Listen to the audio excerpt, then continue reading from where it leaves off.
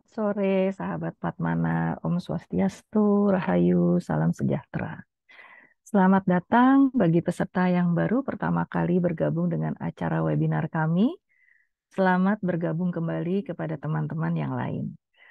Terima kasih atas kehadiran Bapak, Ibu, dan teman-teman bersama Patmana sore ini. Saya Eka dari Patmana. Kebetulan Putri, partner saya, sedang berhalangan hadir sore ini. Terima kasih kepada Bapak Wayan Mustika yang telah kembali bersedia berbagi pengetahuan semesta bersama kita semua. Kali ini Bapak Wayan Mustika akan menyambung ulasan tentang tema parenting. Sebelum kita memulai acara, mari kita bersama-sama menyanyikan lagu Indonesia Raya terlebih dahulu dengan mic tetap tertutup dengan sikap duduk sempurna. Silahkan Rini.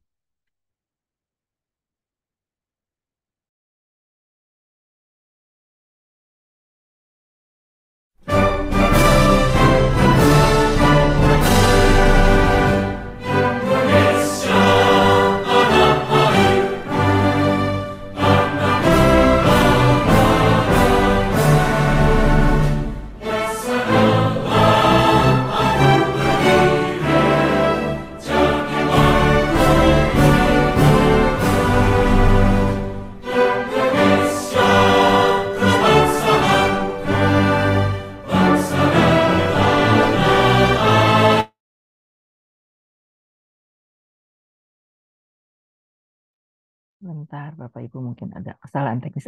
Mari.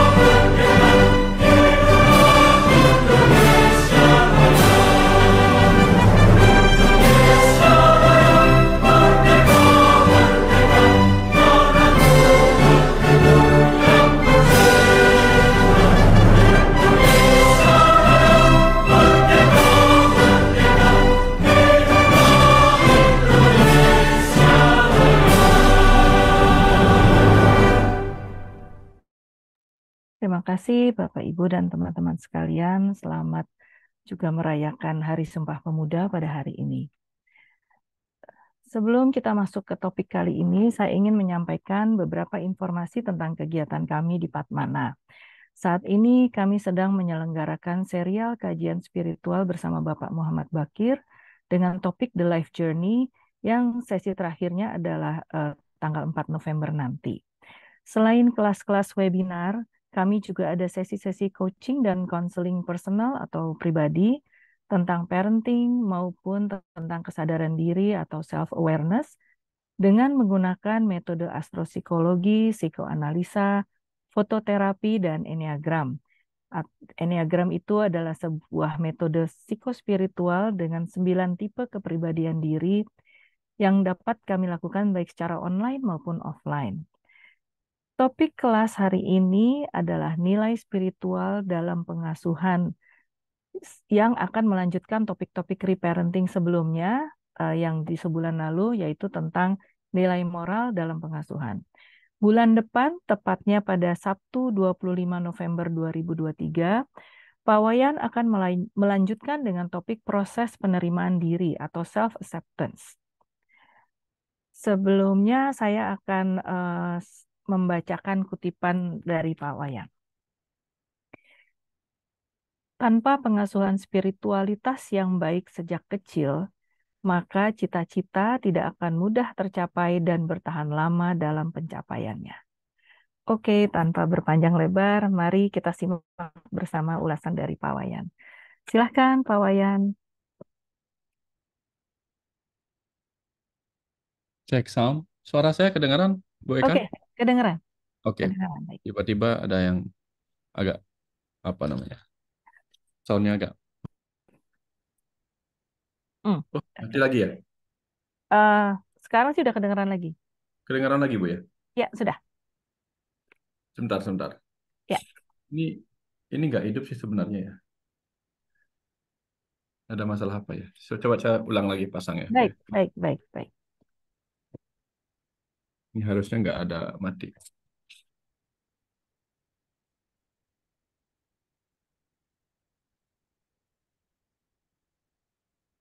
Ya, cek. Sudah ya, Bu ya? Sudah masuk ya? Oh ya, sudah masuk. Tadi beda suaranya. Ya betul. Ini ya. Beda Hmm. ya? Beda ya, Bu ya? Ya beda, yang ini beda.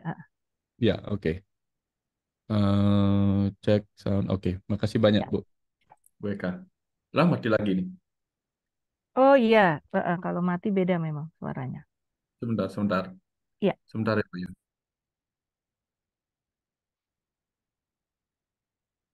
mungkin jacknya itu kali Pak Wayan.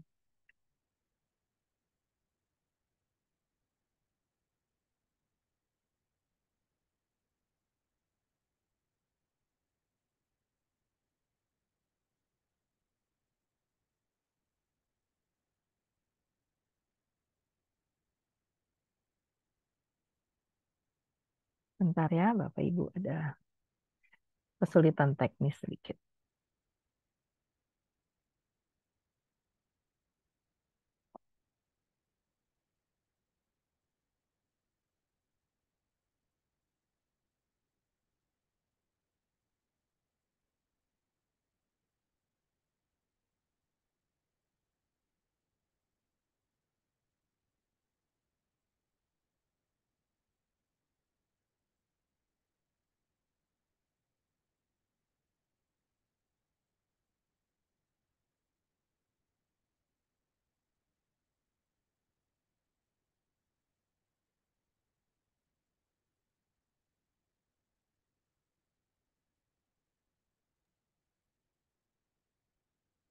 Cek. Suara Iya, saya masuk. sekarang masuk Pak Wayan. Ya, biasanya karena jacknya barangkali.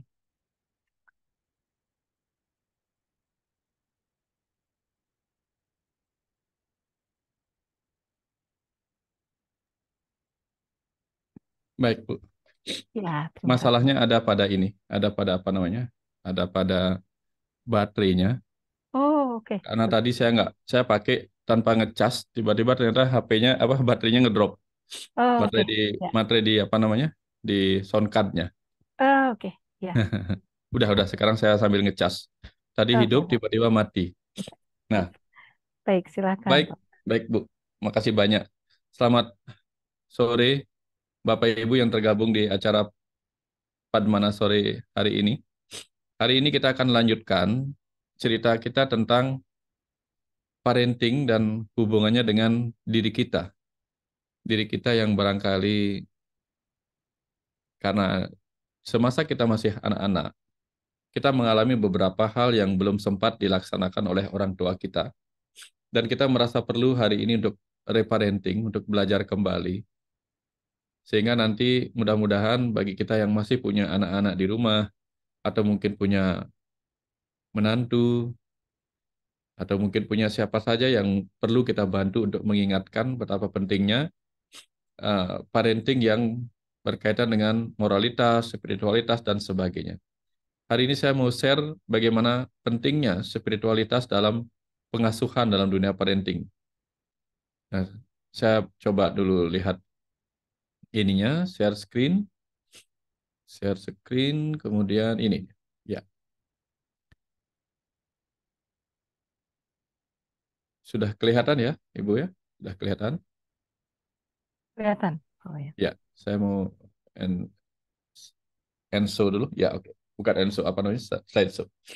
Nah, kita adalah anak-anak yang nggak tahu lahir dari keluarga yang mungkin memang sudah menyukai spiritual, atau keluarga yang memang tidak pernah diajarkan spiritualitas, tapi lebih banyak diajarkan agama.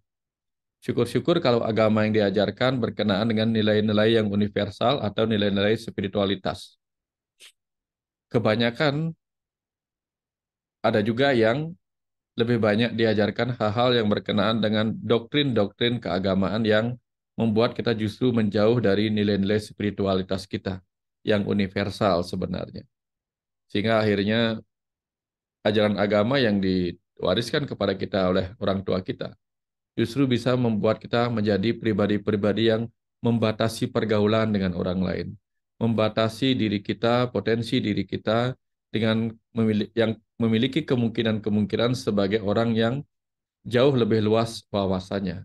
Gara-gara kita berhenti di tataran agama yang bersifat doktrinisme.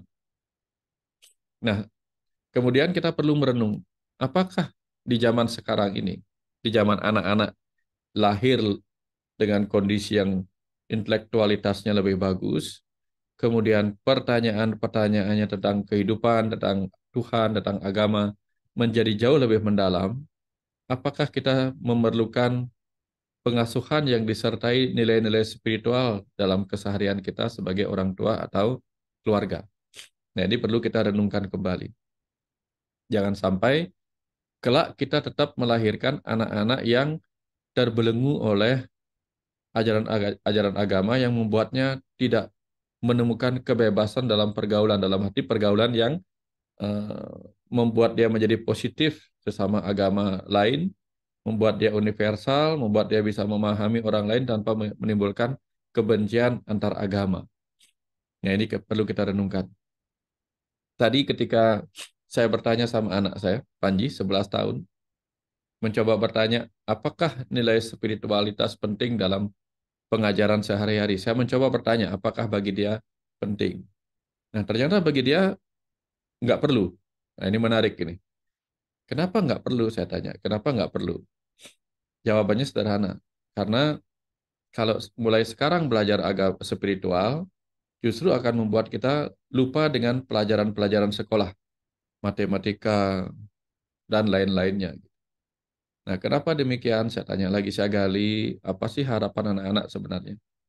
Ternyata dia berpikir bahwa ajaran spiritual itu seperti sesuatu yang bersifat mendalam, memahami Tuhan, memahami kehidupan. Tetapi ketika saya tanya dengan cara-cara yang lain, misalnya saya bercerita, kalau Panji kan kalau ke sekolah itu sering ya pamitan dulu di di di di Bali namanya merajan, di tempat suci dia pamitan. Saya sering ingatkan dan lama-lama dia terbiasa. Kalau mau sekolah pamitan dulu walaupun dari jarak jauh, atau kemudian ketika dia mau makan saya ajarkan dia berdoa, saya ajarkan dia untuk apa? Berlatih tanggung jawab kepada kehidupan, berlatih menyayangi binatang dan sebagainya. Bagi dia itu nggak masalah, nah, gitu. Nggak masalah bagi dia, karena itu tidak membuat dia tercampur antara pelajaran sekolah dengan hal-hal seperti yang saya ajarkan itu. Nah, ternyata setelah saya terangkan bahwa itu adalah nilai-nilai spiritual, baru dia mengerti bahwa pengajaran spiritual itu untuk kalangan dia nggak cocok yang berkenaan dengan teori-teori. Dia langsung harus praktek tanpa menyebut itu spiritual.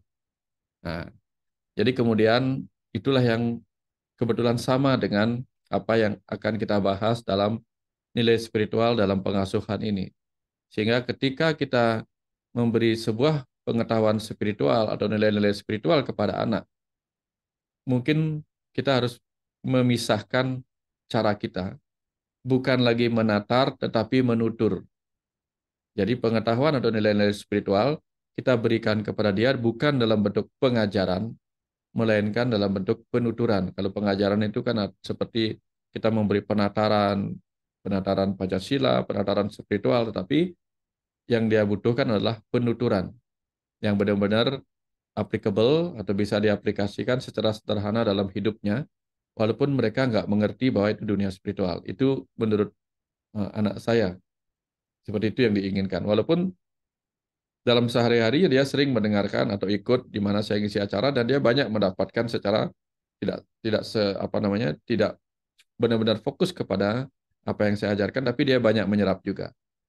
Nah, kita mulai dengan apa sih yang kemudian kita harus sampaikan kepada anak kita tentang nilai-nilai spiritualitas. Dan mungkin termasuk kepada kita juga, kepada diri kita masing-masing. Karena dulu ketika kita berbicara tentang spiritualitas, rata-rata bayangan kita, termasuk mungkin banyak orang di luar sana, rata-rata bayangan kita tentang spiritualitas itu adalah pengetahuan yang membuat kita jauh dari keduniawian. Banyak hal yang harus ditinggalkan, tidak boleh ini, tidak boleh itu. Sehingga banyak orang kemudian berpikir, belum saatnya saya belajar spiritual. Jadi bukan hanya anak-anak yang merasa dia belum layak belajar spiritual. Banyak orang-orang dewasa pun merasa, saya belum saatnya belajar spiritual. Saya harus bereskan dulu urusan-urusan duniawi saya. Ini yang sering disampaikan. Karena dia pikir spiritualitas itu berkenaan dengan mistik, magic, atau hal-hal yang lebih klinik lainnya. Nah itulah kemudian ketika saya jelaskan kepada dia, apa sih spiritualitas itu? Saya tanya dulu lebih dulu kepada Panji. Nah, kalau menurut Panji, spiritualitas itu apa? Jawabannya apa? Ya agama, kehidupan, ketuhanan, gitu dia jawab. Dia tidak mengerti kata klinik dan sebagainya. Tapi itu pun membuat dia merasa belum saatnya belajar spiritual. Walaupun yang dibahas adalah ketuhanan, kehidupan, agama, nah dia belum saatnya menurut dia. Nah, apalagi kalau kita berkaitan dengan magic, klinik, mistik, dan sebagainya, tentu akan membuat dia merasa lebih jauh lagi di dunia pengasuhan yang berkaitan dengan spiritualitas. Nah, lalu ketika saya coba jelaskan bahwa spiritualitas itu sesungguhnya hal-hal yang sederhana sekali, maka dia mulai merenung, oh ya, ini sesuatu yang sering saya ajarkan sebenarnya, walaupun dalam bentuk cerita. Nah, sekarang kita perlu mengulang kembali atau membenahi persepsi kita bahwa spiritualitas bukan seperti yang saya sebutkan tadi. Ternyata spiritualitas itu, kalau dari kata spiritnya, itu bisa saja berkenaan dengan pelajaran-pelajaran rohani. Ya, pelajaran-pelajaran rohani. Ya, misalnya mengenal Tuhan sebagai Sang Pencipta, mengenal dirinya, mengenal tujuan hidupnya. Ini saya tanyakan kepada anak saya tadi, bahwa ini hal-hal yang sederhana. Ketika kita misalnya mengajak anak kita melihat keindahan bunga-bunga, melihat keindahan ciptaan, lautan. Nah, di situ kita mulai mengajarkan mengajak dia untuk berdialog. Misalnya menanyakan, keindahan bunga ini kok bisa terjadi ya? Atau keindahan laut ini seperti apa kok bisa terjadi begini? Pelan-pelan kita kemudian mengajak dia untuk mengerti bahwa di setiap ciptaan itu pasti ada sang penciptanya. Nah, pelan-pelan sekali sampai kemudian pertanyaan-pertanyaan kita mengarahkan dia untuk menemukan bahwa apa yang ada ini pasti datang dari sesuatu yang menciptakan. Nah, biarkan dia berkembang sendiri, walaupun dia belum bertanya apa itu Tuhan dan sebagainya. Setidak-tidak dia mengenal ada sesuatu yang menciptakan alam semesta ini. Atau kita ajak dia mengenal dirinya dalam hal siapa dirinya, apa cita-citanya. Ini pelan-pelan kita ajak sampai kemudian hal-hal seperti itu membuat dia memiliki pertanyaan-pertanyaan. Ya, ketika dia sudah mempunyai pertanyaan, barulah anak-anak itu akan layak diberitahukan apa yang ingin kita beritahukan sesuai dengan keingintahuannya. Dulu saya ketika kecil karena suka membaca Mahabharata, suka baca Bhagavad Gita, muncullah banyak pertanyaan-pertanyaan. Nah, pertanyaan-pertanyaan seperti itulah membuat saya melakukan pencarian. Seandainya buku-buku, cerita-cerita, pewayangan itu tidak membuat saya bertanya, maka saya tidak akan mencari jawaban. Nah, jadi kuncinya adalah di usia muda, anak-anak itu kita arahkan untuk kritis mempertanyakan. Tapi waktu kita kecil, malah sebaliknya. Ketika kita bertanya, malah tidak diizinkan bertanya. Jangan tanya macam-macam, pokoknya yakini saja bahwa Tuhan itu ada. Sementara yang dibutuhkan dalam ajaran spiritualitas adalah membuat anak-anak itu bertanya, siapa sang pencipta, siapa ini, siapa dirinya. Itu yang paling penting. Karena tanpa bertanya, maka si anak tidak akan mencari, seperti tubuh yang tidak lapar tidak akan mencari makanan. Jadi tugas kita adalah membuat dia menemukan rasa lapar pengetahuan agar dia mau belajar dan dia merasa perlu untuk mempelajari apa yang ingin dia tahu. Jadi sudah saatnya kita tidak menghentikan anak-anak bertanya, tetapi kita bantu dia bertanya dan bantu menemukan jawabannya. Selain itu, spiritualitas juga kita artikan sebagai spirit, yaitu semangat, terutama untuk kehidupan duniawi. Jadi spirit itu bukan hanya tentang bagaimana kita mempelajari diri rohani kita, tetapi juga mempelajari bagaimana kita memiliki semangat untuk menghadapi kehidupan duniawi ini. Nah, misalnya kita ceritakan atau kita ajak dia menggali kehebatan apa yang dia miliki sebagai seseorang dalam tubuh manusia. Seseorang yang dilahirkan dalam tubuh manusia. Sampai dia mengenal betapa hebatnya menjadi manusia dibandingkan makhluk-makhluk yang lainnya. Ya, jangan sampai kita kalah oleh makhluk-makhluk di bawah kita seperti pohon, seperti tumbuh-tumbuhan, seperti hewan, dan sebagainya. Nah, setelah mengenali kehebatannya sendiri, maka kita ajak dia mengetahui potensi dirinya. Ini sesuatu yang sederhana sebenarnya. Bahwa ketika dia bisa main gitar, bisa main piano, bisa main apa saja, kita ajak, jangan-jangan kamu punya potensi seperti ini. Lalu kita ajak dia, apa namanya, selain menggali, kita ajak, kita berikan dia motivasi, supaya potensi dirinya itu bisa dia kembangkan dengan bantuan kita, dengan dorongan dirinya sendiri. Nah, disinilah pentingnya motivasi kepada anak-anak. Anak-anak yang tidak pernah dimotivasi tentang potensi dirinya, kehebatan dirinya yang terpendam, dia tidak akan mencoba mengembangkan siapa dirinya. Nah, dia membutuhkan orang yang diteladani. Orang tua adalah orang yang pertama kali dilihat dan diteladani potensi-potensi dan pengembangan potensi itu. Nah, ini kita pertama perlu kenalkan kepada mereka. Lalu kita juga ajak dia menyadari keunikan dirinya. Kita ajak dia mengenali keunikan dirinya, keunikan orang lain, sehingga dia tidak berusaha keras sekali untuk mengubah orang lain atau membuat orang lain harus sama dengan dirinya. Memaksa orang lain harus sama dengan isi pikirannya. Tetapi sayangnya, orang tua atau kita sendiri mungkin di masa lalu sering dipaksa untuk seperti anak lain, seperti orang lain, seperti orang dewasa dan sebagainya. Nah, kesalahan kita di sana. Akhirnya apa? Kita membanding-bandingkan anak itu dengan orang lain. Ketika dibanding-bandingkan, apalagi perbandingannya adalah kepada anak yang lebih pintar, lebih ganteng, lebih hebat, dan sebagainya, membuat si anak kehilangan percaya dirinya. Ini bahayanya kalau kita tidak memberi kesadaran akan keunikan dirinya. Ya, dia bisa menjadi iri kepada orang lain. Dia merasa orang lain adalah orang yang tidak sepantasnya disandingkan dengan dirinya, dan seterusnya. Nah, akhirnya apa? Dia suka memusuhi orang lain.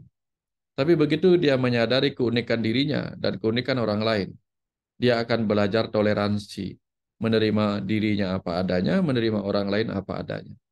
Nah, keadaan sekarang ini banyak terjadi karena kita selalu diajarkan untuk seragam. Seragam semuanya. Kalau si A begini, maka si B harus begini, si C begini, dan kamu pun harus begini. Nah, keseragaman itu membuat kadang-kadang kita lupa bahwa anak itu berbeda.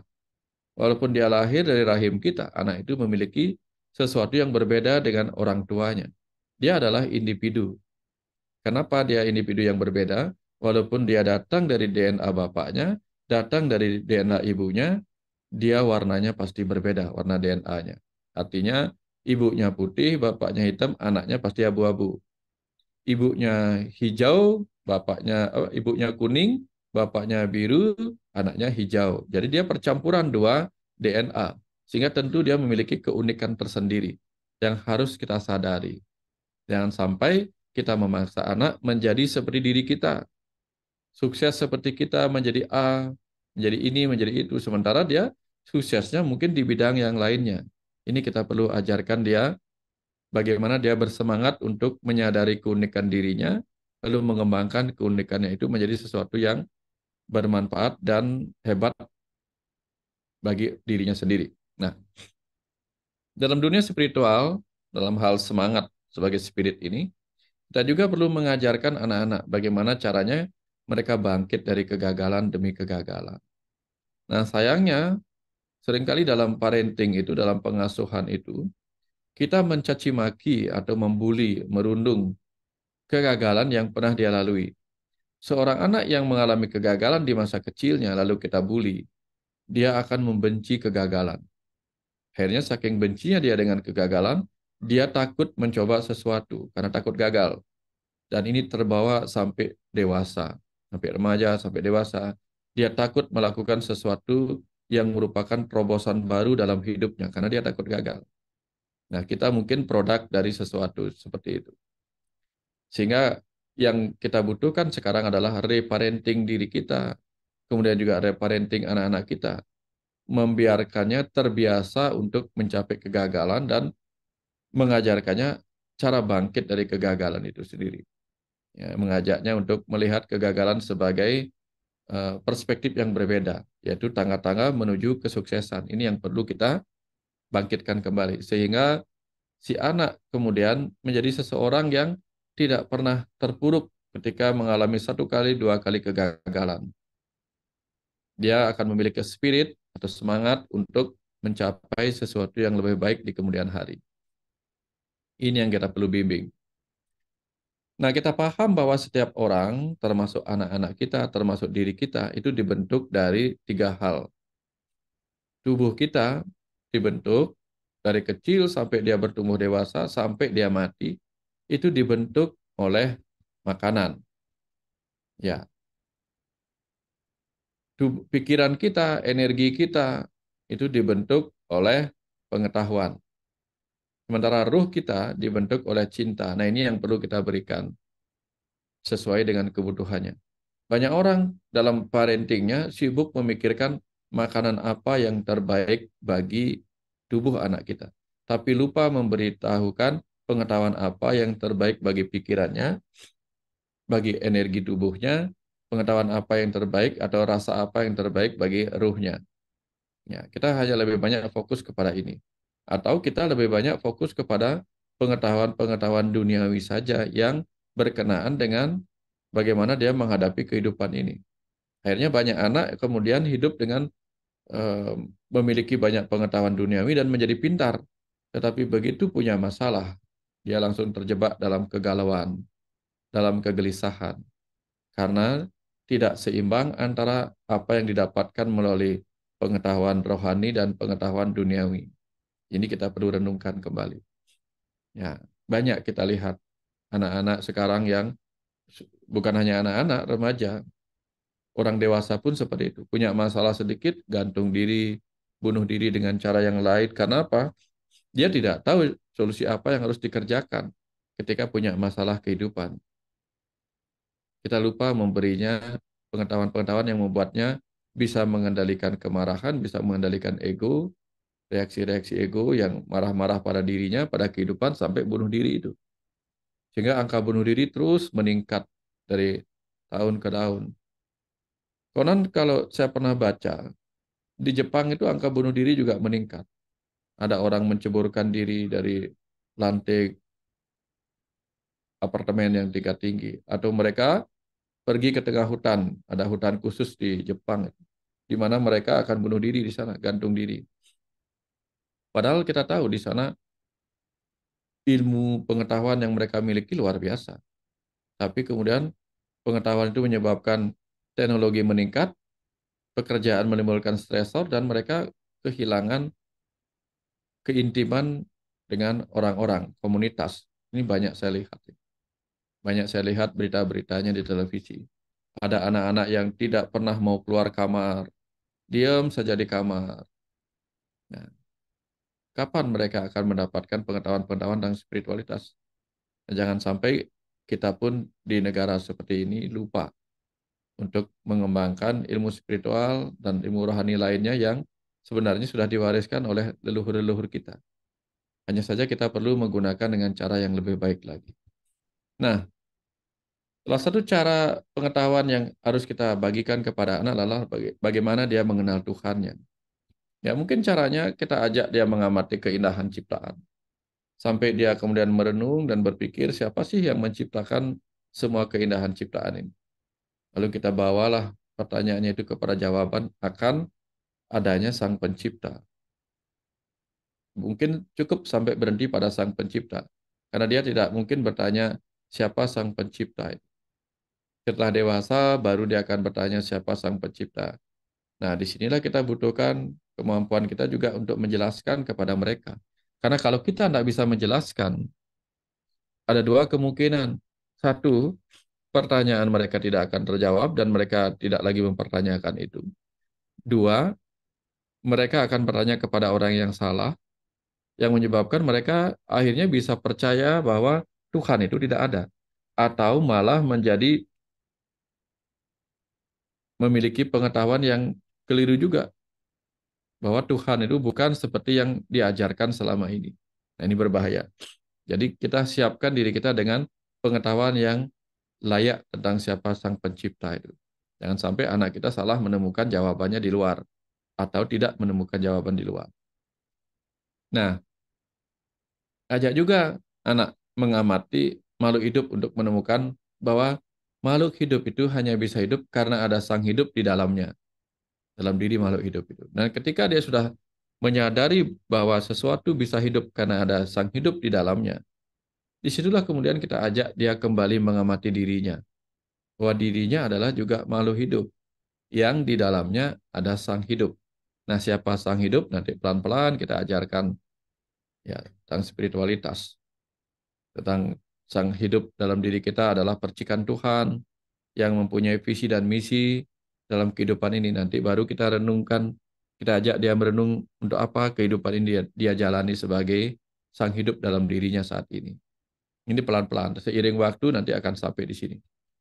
Nah, ajak juga dia mengamati peristiwa kehidupan untuk memetik pelajaran apa yang tersimpan dalam kehidupan itu.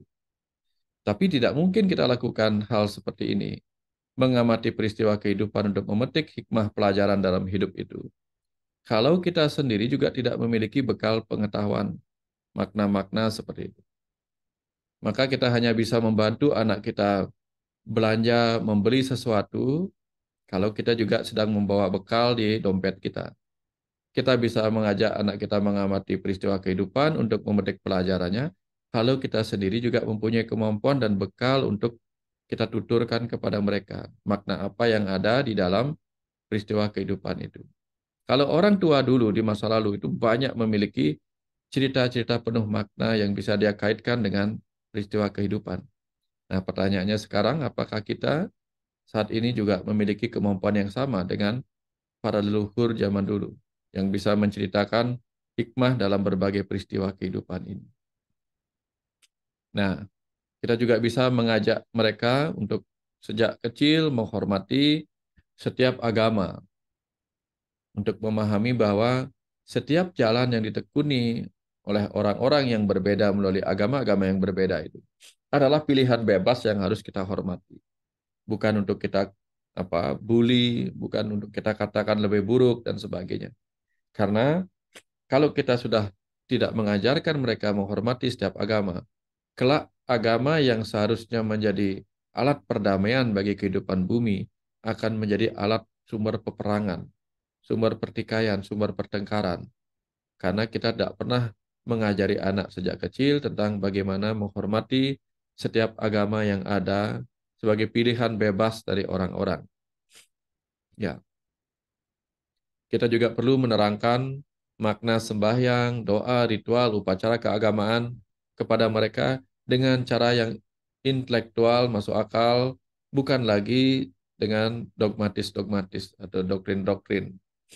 Sehingga nanti ketika mereka remaja atau dewasa, mereka melakukan kegiatan sembahyang, doa, ritual lain-lainnya bukan karena didorong oleh rasa takut, melainkan didorong oleh kesadaran yang lebih baik untuk terkoneksi dengan kecerdasan semesta yang hadir sebagai Tuhan itu sendiri. Nah, jadi mereka melakukan itu dengan penuh ketulusan. Ya, jadi mereka seperti orang makan, seperti bayi yang makan, bukan karena dipaksa, tapi karena mereka lah yang meminta. Saya sendiri, anak saya tidak pernah saya paksa sembahyang. Saya sembahyang, dan kadang-kadang ketika dia lihat, dia tanya, boleh ikut nggak? Boleh. Kalau dia nggak mau ikut, boleh minta tirta, nggak air suci, nggak boleh. Nah, atau kadang-kadang dia menginginkan sebuah prosesi yang khusus lebih dalam meditasi, itu kadang-kadang saya ajak. Nah, artinya saya tidak pernah memaksanya. Karena saya sejak kecil akan ajarkan anak itu untuk memiliki kesadaran. Sesuatu dia lakukan dari kesadaran dan bukan dari paksaan. Karena bisa saja orang tua memaksanya, tetapi kelak dia akan menjadi orang yang juga suka memaksa orang lain. Itu. Ya, ini tentang ketuhanan. Lalu bagaimana untuk mengenal spirit dalam dirinya? Bagaimana cara mengajarkan anak mengenal spirit dalam dirinya? Nah, kita butuh cerita. Kita butuh menceritakan bagaimana masa kecilnya, bagaimana dia lahir. Zaman sekarang ini, YouTube sudah banyak mempertontonkan video-video yang membuat anak-anak bisa kita beri penjelasan tentang bagaimana proses kelahirannya. Jauh lebih mudah daripada kita dulu, waktu masih anak-anak dulu. Nah, dari sini kita akan bisa melihat atau menunjukkan kepada mereka bahwa mereka adalah sperma yang juara dari ratusan juta sel sperma, sehingga di situ dia merasa bangga pada dirinya sendiri sebagai salah satu sperma yang sejak awal sudah memiliki keberhasilan. Kemudian kita ceritakan juga tentang tubuhnya, pikirannya, egonya, emosinya. Pelan-pelan saja, tidak usah buru-buru. Sehingga sejak kecil dia mulai mengenal. Pentingnya mengenal tubuhnya, mengenal pikirannya, mengenali egonya, emosinya. Jadi ketika dia marah, kita ajarkan kepada mereka, ini bahayanya kalau marah. Bukan memarahi. Kita harus menunjukkan bagaimana ego kita bereaksi, karena itu akan ditirunya. Kemarin itu anak saya main sepak bola di rumah. Lalu dia tanpa sengaja, dia bilang tanpa sengaja, menendang bola dan kenalah pintu pintu rumah, pintu gebyok. Ya, pintu itu kemudian hancur di bagian pinggirannya, lubangnya gede karena ukiran-ukirannya itu rapuh dimakan rayap. Yang tadinya tidak berlubang jadi berlubang, jebol. Dia ngelapor sama saya. Apa yang saya lakukan? Apakah saya memarahinya? Enggak. Saya deketin, saya tidak ngomong apa-apa, lalu saya angkat pecahannya, saya pasang kembali, lalu dia saya suruh untuk bersih-bersih, membersihkan puing-puing, kotoran-kotoran bekas pecahan dari ukiran itu. Dan dia bersih-bersih, dia nyapu dan sebagainya. Saya sama sekali tidak menyalahkan dia. Karena kenapa? Saya akan memberitahunya setelah kejadian itu berlalu. Ya, karena pada saat itu mungkin ada rasa bersalah dan sebagainya. Itu tidak perlu saya tidak perlu saya tegaskan lagi bahwa dia salah, gitu. Karena dia pasti merasa bersalah. Gitu. Tapi kemudian saya katakan, nah hari ini kita akan memperbaikinya. Bapak sudah pergi ke tempat membelinya, biayanya sekian, gitu. Tanpa menyalahkannya, supaya dia mengerti. Dengan sendirinya dia mengerti bahwa, oh inilah dampak dari apa yang dilakukan. Begitu. Nah, ini contoh bagaimana kita menunjukkan bagaimana kita harus bereaksi dengan ego kita. Kalau kita langsung marah-marah, maka anak juga akan meniru hal yang sama. Ya, kalau kita fokus kepada kesalahannya, dia akan belajar untuk bagaimana menyalahkan orang lain nanti ketika dia dewasa. Nah, perlu hati-hati karena dia sangat mencontoh apa yang kita tunjukkan, cara kita menyelesaikan masalah. Ceritakan juga tentang tujuan kelahirannya seperti apa. Ketika dia sudah paham siapa dirinya, ya, tunjukkan juga apa tujuan kelahirannya, apa visi dan misinya. Setidak-tidaknya visi dan misinya adalah untuk menjadi lebih baik, menjadi lebih pintar, menjadi sukses, sederhana itu misalnya. Kenapa saya pakai kata ceritakan, ceritakan, ceritakan? Karena Yang saya maksudkan bukanlah mengajarkan kepada anak-anak. Karena anak-anak tidak suka diajarin sebelum dia mau. Tapi kita bercerita, cerita, bertutur. Dari tutur itulah kemudian dia akan bisa mendapatkan pengetahuan tanpa merasa digurui. Karena dia sekolah, di sekolah dia sudah bertemu guru-guru, bertemu pelajaran. Kalau di rumah dia diajarin lagi, digurui lagi, bosan di anak-anak kita. Kita perlu mengajak dia bertutur, sehingga dia mendapatkan inspirasi dari cerita-cerita kita. Ya, ceritakan juga tentang tujuan kehidupan ini. Ceritakan juga tentang bagaimana kehidupan ini penuh dengan gelombang suka duka. Yang harus belajar dia terima apa adanya. Kadang kita akan sukses, kadang kita gagal. Kadang hidup kita penuh cerita sukacita, kadang penuh duka cita dan kesedihan. Ini kita harus tunjukkan cita-cita seperti ini. Ya, cita-cita yang nanti akan membuat dia merenung bahwa dari cerita itu ternyata kita juga begini, bisa mengalami hal yang sama. Waktu kecil saya suka sekali membaca nih, membaca di dunia anak-anak itu kita membaca komik. Mungkin Bapak Ibu masih ingat ya komik H.C. Andersen gitu. Banyak sekali. Nah, itulah yang saya ingin tularkan kepada anak saya. Bagaimana walaupun anak saya sekarang jarang mau membaca karena ya dunia anak-anak sekarang kan lebih banyak mendapatkan pengetahuan dari audio visual dari TikTok. Dan dia banyak belajar dari TikTok. Ya, belajar ilmu pengetahuannya dari sana. Sehingga pertanyaannya tentang alam semesta dan seterusnya. Nah, dulu kita baca A.C. Henderson, cerita-cerita itu benar-benar menginspirasi kita. Nah, termasuk cerita tentang bagaimana seorang anak mengalami masalah dalam hidupnya dari kemiskinan dan seterusnya. Mereka bangkit dari kejatuhan. Itu juga menginspirasi saya di masa itu. Nah, harapannya anak kita yang tidak pernah membaca, kita berikan dia cerita. Karena kalau dia mendapatkan cerita dari TikTok, berarti kita juga bisa membuatkan dia cerita atau menceritakan hal yang isinya kurang lebih sama dengan apa yang dia tonton di TikTok. Sehingga ada kelebihannya dua. Kita menjalin komunikasi dengan anak, juga menghadirkan pengetahuan-pengetahuan yang inspirasinya kita highlight di belakangnya, highlight. Sehingga dia mendapatkan apa tujuan cerita itu. Kita bagikan kepadanya. Nah, kita juga perlu menceritakan betapa pentingnya anak itu menemukan bakat dan potensi dirinya. Sehingga dia mau melakukan sesuatu yang memberikan gairah ketika dia mengerjakannya. Sehingga dia ketemu dengan passionnya. Nah, kadang-kadang kan kita malah melakukan perlawanan. Ya, ada anak yang passionnya bermain sepak bola, kita paksa dia bermain yang lain. Ada anak passionnya melukis, kita paksa dia belajar matematika. Sehingga akhirnya dia belajar itu menjadi beban. Padahal mungkin saja si anak itu lahir untuk kelak menjadi Leonardo da Vinci misalnya, atau menjadi Van Gogh yang seorang pelukis.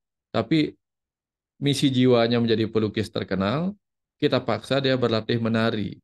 Atau kita paksa dia berlatih musik. Nggak nyambung. Nggak nyambung dengan bakat dan potensinya.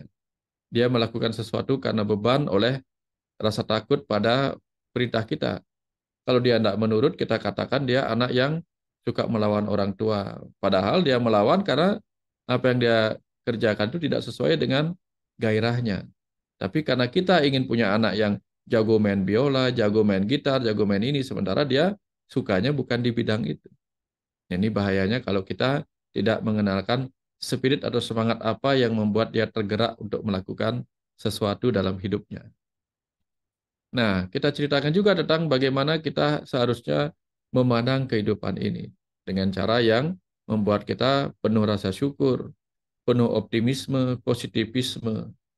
Nah, banyak anak-anak yang berpikiran buruk, cemas pada kehidupan, sering datang dari orang tua yang juga cemas, gelisah, dan tidak punya solusi ketika ada masalah dalam kehidupannya.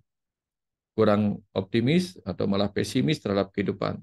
Nah, ketika orang tua memandang sebuah peristiwa kehidupan dengan cara yang pesimis, negatif, dan sebagainya, si anak akan belajar hal yang sama. Ya, children see, children do. Anak-anak akan melihat, anak-anak akan melakukan hal yang sama. Makanya sering dikatakan guru kencing berdiri, murid kencing berlari. Nah, kita adalah guru bagi anak-anak kita di rumah. Ceritakan juga hal-hal apa yang perlu dia temukan untuk bisa disyukuri. Ya, banyak kita sudah dewasa baru belajar bersyukur. Karena waktu kecil nggak diajarkan hal-hal yang layak kita syukuri. Sehingga akhirnya apa? Dari anak-anak, remaja, dewasa, beberapa orang itu penuh keluhan-keluhan. Padahal dia memiliki banyak hal untuk dia syukuri. Tapi dia lebih banyak mengeluh. Mengeluh pada apa yang belum dia miliki. Nah, ini berbahayanya karena tidak pernah diajarkan rasa syukur sejak kecil. Nah, bahkan anak-anak juga perlu kita ceritakan tentang bagaimana mencari cara bahagia yang sederhana. Ya, ya. Kadang-kadang anak-anak susah menemukan sesuatu yang membahagiakan ketika kita ajak dia menginginkan sesuatu yang sulit dia raih. Kita lupa membuat dia bahagia hanya oleh hal-hal yang sederhana. Kita perlu berlatih di situ. Jangan sampai seperti kita. Banyak hal yang seharusnya membuat kita bahagia, tetapi kita fokus kepada hal-hal yang tidak membuat kita bisa bahagia. Ini cara kita mengenalkan nilai-nilai spiritual, nilai-nilai semangat dalam kehidupan anak-anak kita. Nah, kira-kira seperti itu yang bisa saya sampaikan untuk pemantik di awal, sehingga nanti diskusi kita akan bisa lebih mendalam lagi untuk mengetahui dari mana hal yang bisa kita perbaiki lagi di kehidupan ini. Untuk kita menemukan lebih dalam lagi apa-apa yang bisa membuat kita hidup dalam semangat keduniawian dan juga menemukan diri kita sebagai makhluk rohani dalam tubuh manusia saat ini. Kira-kira seperti itu, Bu Eka. Silakan Iya, dibantu untuk kita diskusi pada sore hari ini. iya, baik. Terima kasih Pak Wayan, Bapak Ibu, dan teman-teman. Mungkin ada yang mau bertanya, bisa langsung raise hand ataupun tulis di chat, nanti saya bacakan juga bisa.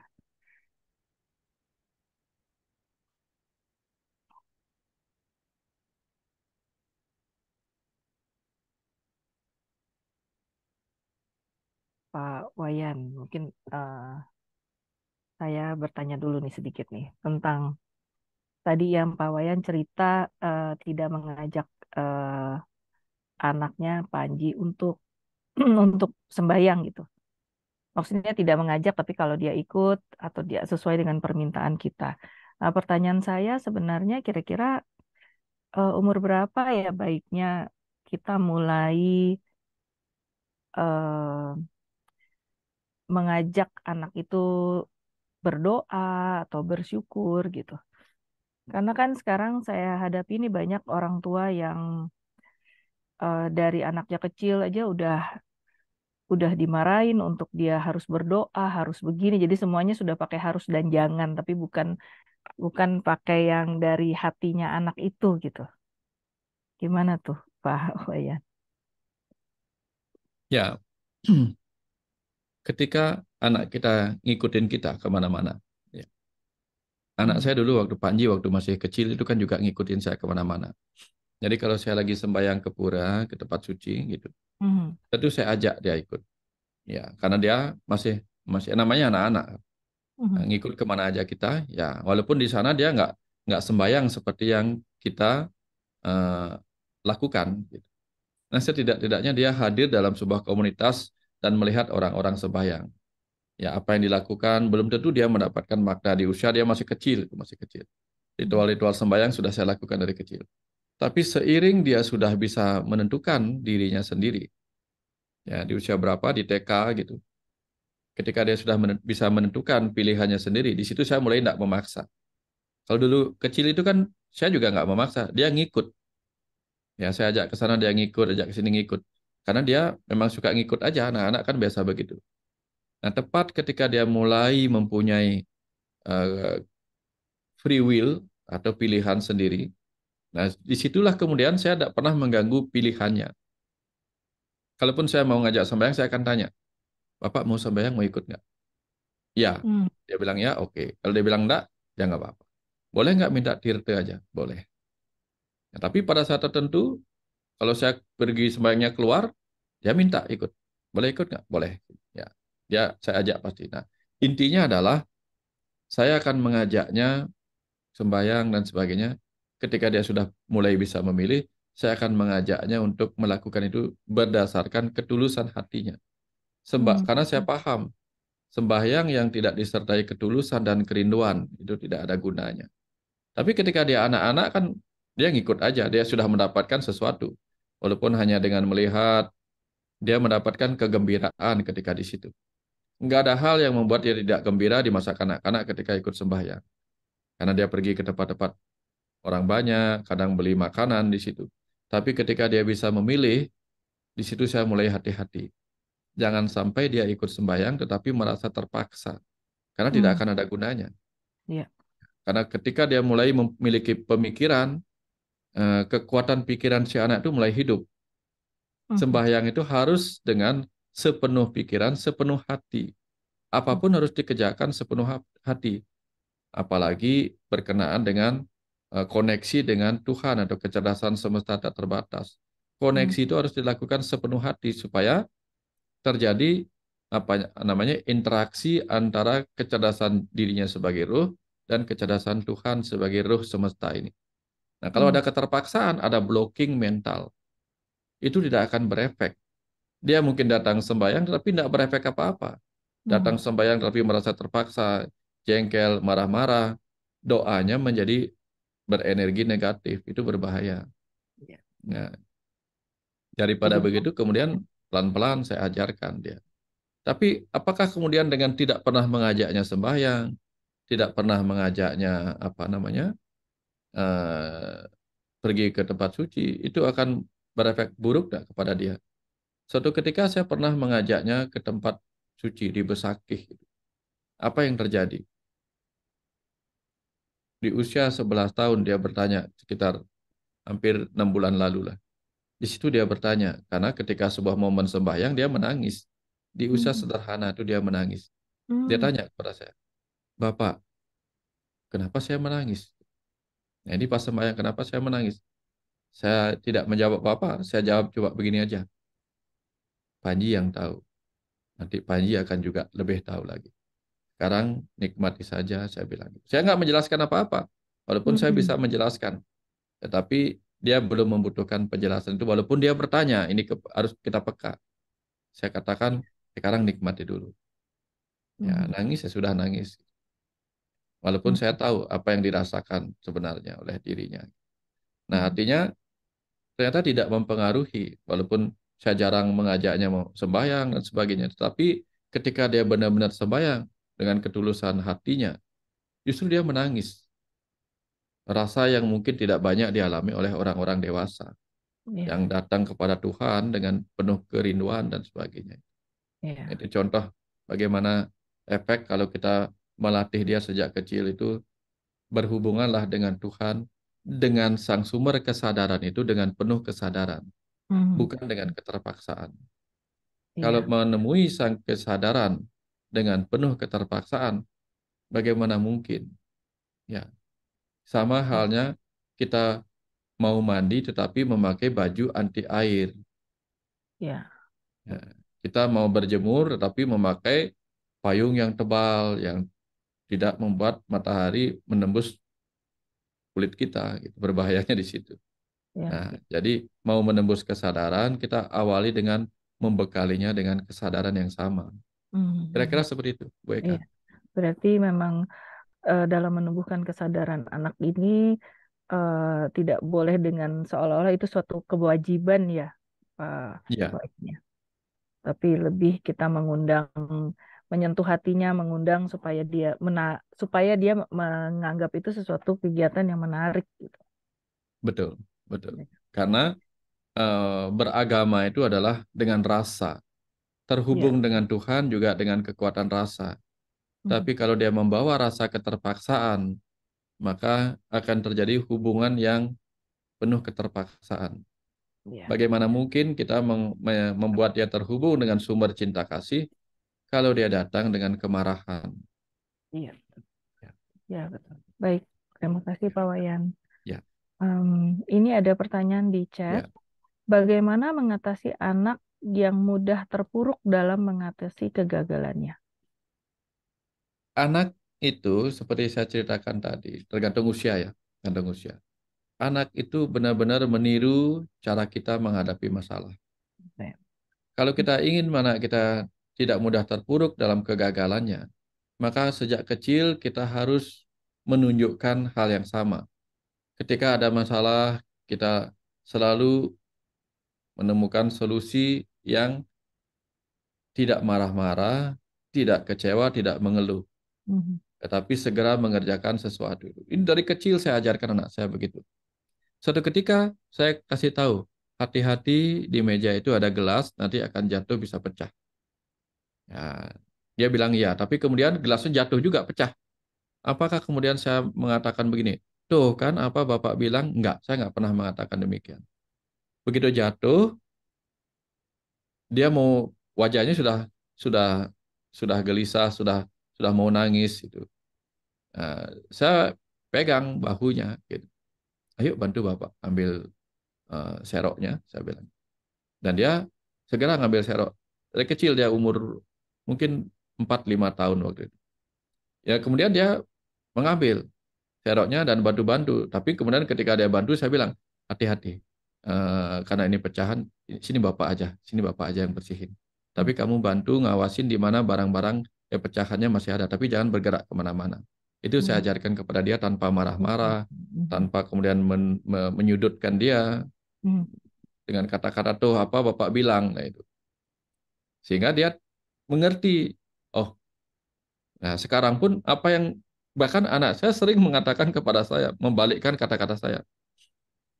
Ketika saya misalnya kemarin ada masalah dengan WA anak saya, hilang di HP-nya, Mhm. ya enggak bisa di-download lagi. Begitu Mhm. saya coba berkali-kali, hampir 30 menit saya coba, dan saya kemudian, nah kayaknya Bapak enggak bisa deh. Apa jawaban anak saya? Bapak jangan menyerah, kan Bapak enggak pernah menyerah. Kan kata Bapak laki-laki nggak boleh menyerah. Nah gitu jawabannya, mengingatkan saya. Terus saya jawab, oke kita ulangi lagi. Ya, prosedurnya terus begitu. Sampai kemudian berkali-kali ini tampaknya eh, kita harus berikan kepada ahlinya. Dek. Bapak sudah coba, nggak bisa, kita berikan kepada ahlinya. Kita nanti bawa ke tukang HP aja lah. Mungkin di sana Mhm. kita bisa belajar hal yang baru. Itu yang saya lakukan kepada anak saya. Ya, Mhm. karena saya sering mengatakan kepada dia, Dek, eh, laki-laki nggak boleh menyerah. Ya. Kalau orang lain bisa, kita pasti bisa. Kenapa dia orang lain bisa melakukan ini? Karena dia belajar. Kalau kita belum bisa, berarti kita belum belajar. Nah, inilah yang akan membuat kita belajar. Itu yang saya sering ajarkan kepada dia. Dan menjadi meresap sekali. Ya. Mhm. Sesekali waktu saya katakan kepada dia, sampai dia hafal sekali. Suatu ketika kami naik mobil, ya pergi ke Denpasar. Di tengah jalan dia ngoceh kepada saya, bercerita tentang apa yang membuat dia senang sama saya. Salah satunya apa? Ada dua hal yang saya senang dari Bapak. Satu, Bapak yang Pak Haji ingat sekali, Bapak pernah menulis, dia bilang begitu. Bapak pernah menulis, belajar terus sampai mati. Mhm. Mhm. Dua, kita harus bisa banyak hal. Kita harus bisa banyak hal dengan belajar banyak hal. Dia bilang begitu. Sederhana seperti itu saya cara-cara mengajarkan dia. Karena dia menyimpan hal-hal yang menurut dia penting. Ini dua hal yang dia ini kan. Iya. Jadi ketika saya mengatakan, wah Bapak kayaknya enggak bisa. Jawabannya apa? Bapak kan bisa segala hal. Selalu dia katakan demikian karena apa? Ketika dia ada masalah apapun, saya akan membantu membereskannya. Gini caranya memperbaiki. Ada lampu yang rusak, gini memperbaikinya. Ada ini yang rusak, gini cara memperbaikinya. Dia selalu melihat apa yang saya kerjakan. Sehingga dia mengambil kesimpulan bahwa saya bisa segala hal. Padahal tentu saja nggak segala hal yang saya bisa. Pas saja kebetulan dia mempunyai masalah, hal-hal sederhana saya bisa membantunya. Nah, Mhm. dari situ saya menunjukkan cara untuk tidak pernah menyerah sebelum mencoba.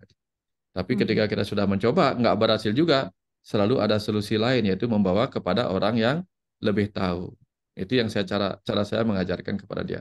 Iya. Intinya adalah setiap masalah selalu ada solusinya. Itu yang saya sering ajarkan. Mhm. Ya, entah pada kita solusinya, entah pada orang lain yang lebih ahli. Lalu kita akan belajar kepada mereka. Nah, Mhm. kira-kira seperti itu Iya. caranya untuk membangkitkan anak yang terpuruk. Mhm. Kita harus mencontohkan dulu, kemudian kita memberikan dia gambaran-gambaran. Ya, ketika orang terpuruk, itu kan karena dia merasa tidak ada harapan lagi yang lebih baik, tidak ada lagi jalan keluar yang lain, karena kita tidak pernah memberikan dia kemungkinan-kemungkinan terbaik yang belum kita yang belum kita explore, sehingga kita putus asa, tidak ada lagi kesempatan kedua, ketiga, dan seterusnya. Tapi kalau kita berikan dia bayangan-bayangan tentang kemungkinan-kemungkinan lain, potensi-potensi perbaikan yang lain, maka rasa keterpurukannya seperti mendapatkan cahaya baru, cahaya harapan yang baru. Mhm. Kira-kira seperti itu. Ya, baik. Bagaimana Bapak Ibu tadi yang bertanya karena nggak ada namanya, Ya, apakah sudah menjawab pertanyaannya? Saya rasa sudah barangkali ya.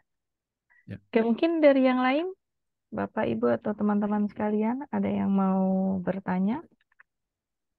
Oh, oke, ada pertanyaan di chat. Pak Wayan, apabila ayah sudah wafat 1 tahun lalu, tapi saya suka pop up rasa kesal, jadi masih timbul rasa kesalnya itu. Bagaimana tuh Pak Wayan? Apabila ayah sudah wafat 1 tahun lalu, tapi saya suka kesal. Kesal ini kesal kenapa ya? Boleh kalau mau raise hand kita ngobrol langsung nggak apa-apa. Gitu. Rasa kesalnya itu seperti apa? Penyebab rasa kesalnya apa? Apakah rasa kesal pada ayah yang belum tuntas diselesaikan atau yang seperti apa? Ini perlu saya dapatkan Eh, digali lagi iya, ini. Silakan Ibu kalau Cinta yang sama mau raise hand Mbak silakan Cinta. Ya. tanpa menunjukkan video juga tidak masalah. Yang Mm-mm. penting bisa menceritakan. Oh, Oke, karena selalu disalahkan dan tidak diapresiasi. Oke, oke, oke. Ya, gini. Ketika kita menjadi anak, selalu disalahkan dan tidak pernah diapresiasi. Tentu kita akan menjadi anak yang jiwanya mudah terpuruk sekali. Dan kita tahu betapa pentingnya dimaklumi kesalahan kita dan diapresiasi ketika kita melakukan hal yang benar. Itu sangat bermanfaat dan sangat berguna memotivasi seorang anak. Tapi ketika kita tidak mendapatkan hal seperti itu dari orang tua kita, apa yang terjadi? Kita harus melihat dari sudut yang berbeda, yaitu dari sudut karma dan reinkarnasi. Kenapa? Karena apa yang kita alami sekarang sebagai seorang anak diperlakukan dengan cara A oleh orang tua kita, menyebabkan kita mengalami rasa sakit dan penderitaan batin oleh perilaku A itu. Maka itu tanda-tanda bahwa di kehidupan sebelumnya ada peluang besar kita adalah orang tua yang melakukan hal seperti itu kepada anak kita. Tetapi waktu kita menjadi orang tua yang suka menyalahkan anak, tidak pernah memotivasi anak kita nggak paham apa yang dirasakan oleh jiwa anak kita. Sehingga akhirnya kita memilih terlahir kembali ke dalam tubuh seorang anak yang mengalami perlakuan A itu tadi. Disalahkan, tidak pernah dimotivasi. Nah, tujuannya apa? Tujuannya sebagai momentum kita menebus hutang pengalaman rasa buruk oleh perlakuan A itu. Apa yang kemudian kita bisa lakukan untuk menebusnya setelah kita mengerti, oh ini doh rasanya seperti ini. Apa yang kita lakukan? Kita menghentikan hal itu dengan tidak melakukan hal yang sama kepada keturunan kita berikutnya. Ya, itu yang kita lakukan. Akhirnya, kalau kita sudah paham bahwa ini adalah tautan karma, kita mendapatkan perilaku A dari orang tua kita, karena ada kemungkinan kita melakukan hal yang sama sebagai orang tua di masa lalu kepada anak kita, maka yang bisa kita lakukan sekarang adalah meminta maaf. Meminta maaf kepada siapapun jiwa yang dulu pernah menjadi anak kita yang mungkin kita perlakukan dengan cara A itu. Setelah meminta maaf sebagai jiwa yang pernah melakukan hal yang sama, lalu memaafkan jiwa orang tua kita yang telah melakukan perilaku A itu kepada kita. Sembari memahami bahwa apa yang dilakukan orang tua itu adalah pengingat kepada kita saat ini bahwa kita pernah berada di posisi yang berbeda dengan orang lain. Nah, setelah sama-sama memaafkan, tentu kita akan melakukan perubahan ke arah yang lebih baik. Perubahan ke arah yang lebih baik adalah dengan cara tidak melakukan hal yang sama seperti yang dilakukan orang tua kita kepada kita. Inilah yang kita pentingkan. Nah, kenapa kita masih membenci orang tua kita walaupun dia sudah wafat? Karena kita belum memaafkan pada saat itu dan dia pun belum memaafkan kita, meminta maaf kepada kita. Ya, dia tidak minta maaf, kita juga nggak memaafkan. Akhirnya apa? Itu menjadi dendam yang masih terbawa sampai sekarang. Sehingga kita masih kesal kepada orang tua kita karena masih ada luka kepada dia. Tapi ketika kita bisa melihat peristiwa ini dari sudut yang berbeda, apa yang tadinya melukai akan menjadi sesuatu yang menimbulkan perubahan yang lebih baik. Yaitu ternyata apa yang dilakukan orang tua kita, perilaku buruk kepada kita, menyebabkan kita menjadi orang tua yang berperilaku lebih baik kepada anak kita dibandingkan orang tua kita kepada kita. Jadi itulah pelajarannya. Banyak orang, banyak anak yang terlahir dari keluarga orang miskin. Sehingga karena terlahir dari keluarga orang miskin, si anak itu harus bekerja keras. Mungkin awal-awalnya dia merasa tidak beruntung terlahir sebagai anak orang miskin. Tapi karena dia melakukan fight atau perlawanan terhadap kemiskinannya, dia kemudian bekerja keras dan akhirnya menjadi sukses. Setelah sukses, barulah dia sadar bahwa terlahir sebagai anak orang miskin justru membuat dia memiliki keinginan untuk berubah. Tapi banyak juga kita lihat anak orang kaya justru menjadi anak yang kelak miskin, tidak punya apa-apa. Karena apa?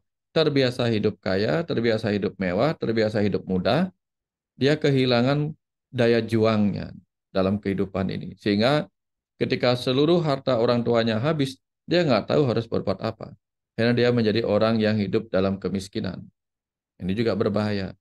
Dia mengalami perubahan yang lebih buruk. Nah, dari situ kemudian intinya adalah apapun yang dilakukan orang tua kita, harusnya kita jadikan motivasi untuk menjadi lebih baik. Ya, kalau orang tua kita berperilaku A dan itu buruk, kita harus menjadi orang tua yang berperilaku B, yang baik kepada anak kita. Sama seperti saya kepada anak saya. Dulu saya dengan ibu saya, ya, sering dimarahin, sering dia ya, walaupun ibu saya tahu ibu saya sayang sama saya. Tapi beliau adalah orang yang dahulu tukang pijat di pantai gitu. Tentu dia tidak mendapatkan ilmu parenting seperti yang kita dapatkan sekarang. Kemudian dia suka marahin saya kalau saya nggak nyapu, kalau saya nggak ya, nyiram rumah atau apa gitu. Ya, tapi kemudian itu membuat saya menjadi anak seperti sekarang. Ya, yang melakukan apa-apa itu sendiri, tapi kemudian saya ajarkan kepada anak saya dengan cara yang berbeda. Tidak marah-marah seperti orang tua saya dulu. Nah, kepada anak saya beritahukan, dulu Bapak diajarkan disiplin dengan dimarah-marah sama Bapak, sama Ibu. Nah, kalau Panji memilih apa?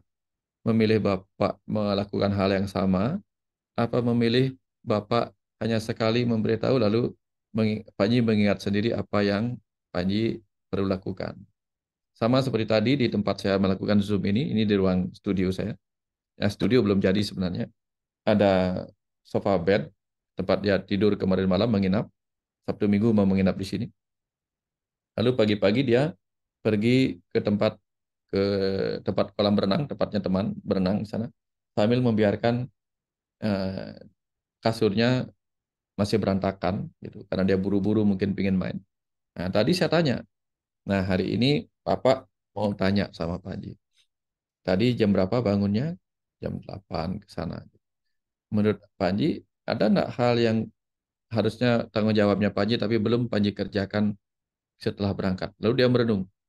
Oh, ada dua. AC belum dimatikan. Oke. Terus lagi, eh, ini kayaknya kasurnya ini belum dilipat. Oke, saya bilang begitu.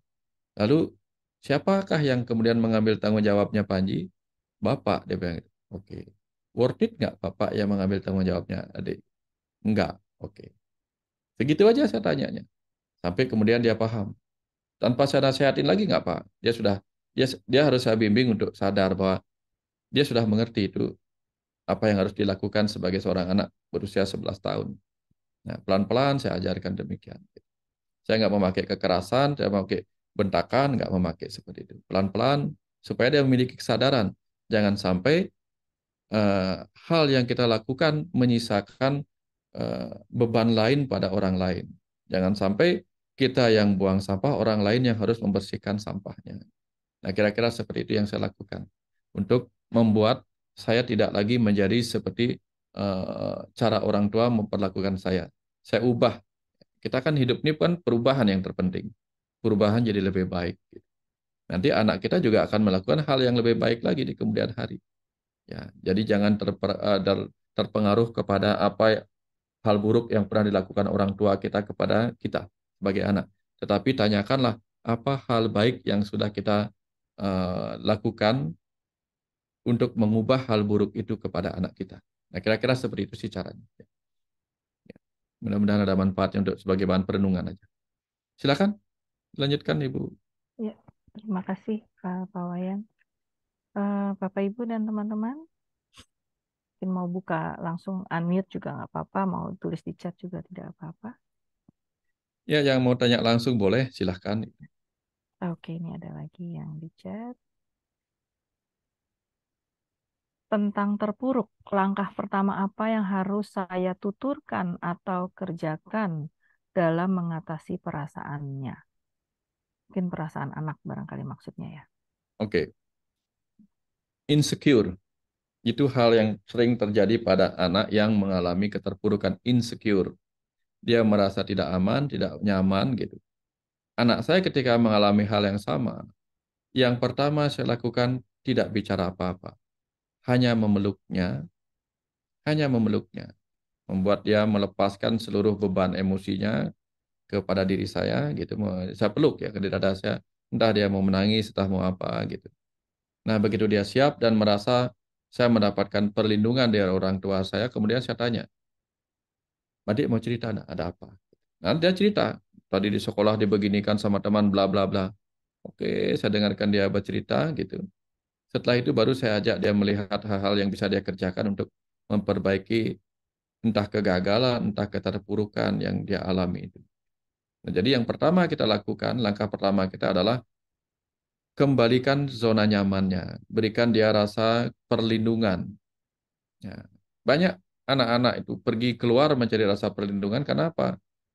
Begitu terpuruk di luar, mau mencari perlindungan ke dalam, di rumah dimarah-marah sama orang tua. Kamu sih, harusnya begini, begitu. Akhirnya apa yang terjadi? Akhirnya dia pergi ke tempat orang lain yang memberikan dia rasa nyaman. Bahayanya lagi kalau dia pergi ke tempat di mana dia mendapatkan drug, narkotika yang membuat dia tenang dan nyaman berbahaya sekali. Atau minuman keras itu berbahaya sekali. Tapi kalau di rumah dia mendapatkan cinta, permakluman, kekuatan, maka itu yang akan membuat dia bangkit. Sederhananya begini, kalau mobil nggak bisa jalan, motor nggak bisa jalan karena kehabisan bensin, ya jangan dipaksa untuk jalan kembali, nggak bisa.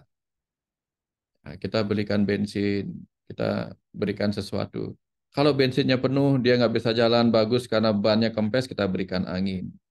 Nah, kalau dia mesinnya misalnya tidak bisa gerak karena panas dan kekurangan oli, ya kita kasih oli. Artinya apa? Anak yang sedang terpuruk, kehilangan rasa nyaman, kehilangan rasa aman, dia membutuhkan cinta. Kekuatan cinta yang dia butuhkan. Itulah yang kita berikan pertama. Ya, tidak usah buru-buru. Nggak ada yang harus diselesaikan dengan cepat. Berikan rasa cinta sampai dia merasa nyaman untuk menceritakan. Jangan dipaksa juga, kamu ada apa? Memang kenapa kamu begini? Kan banyak orang tua yang sering kemudian memaksa. Karena orang tuanya gelisah, kamu memang ada apa? Ada apa? Dan dikejarlah anaknya untuk bercerita. Akhirnya apa? Si anak bercerita dengan tidak siap mentalnya bercerita. Yang perlu dilakukan kalau saya lakukan adalah itu tadi. Memeluknya, memberinya dia kekuatan, ya. Kemudian setelah dia tenang, baru saya ajak bicara. Saya tanya, itu tadi, apa yang terjadi, gimana begini ya. Itu cara kita, ya. Mm-mm. Mm-mm. Ya, itu ada pertanyaan baru lagi, silahkan dibacakan.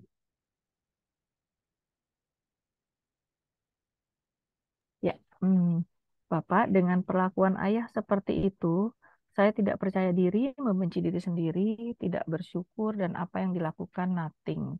Padahal menurut orang-orang, saya luar biasa. Jadi orang Nah, mungkin melihatnya luar biasa, tapi sebenarnya di dalam dirinya merasa eh, apa namanya tidak percaya diri. ya, saya memahami sekali, sangat memahami apa yang ya ibu ya atau mbak ya, mbak alami itu atau mas alami itu. Kenapa? Itulah yang terjadi dalam ilmu parenting. Ketika seorang anak tidak pernah diberi motivasi, dia tidak akan bertumbuh dalam kepercayaan dirinya. Berapapun hebatnya seorang anak, ketika dia tidak pernah dimotivasi untuk hal kecil yang mampu dia kerjakan, tapi lebih banyak dibully, dimarahi tentang kesalahannya, itu akan sangat berbahaya kepada seorang anak.